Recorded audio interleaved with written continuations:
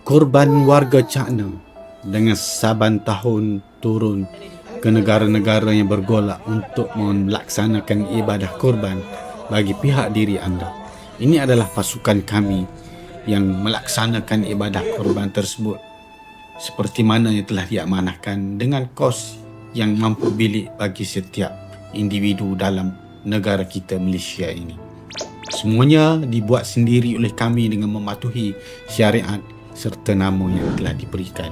Di samping itu, kami juga membuka peluang untuk program kebajikan dengan memberikan pack makanan kepada asnaf yang begitu daif yang berada di lokaliti yang kami laksanakan ibadah korban tersebut.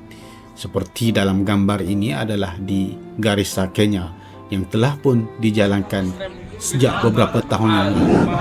Selain daripada itu, kami juga melaksanakan program wakaf Al-Quran dengan harga serendah RM30 satu naskah.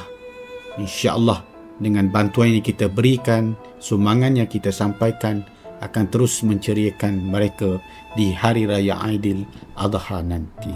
Jom bersama dengan warga China.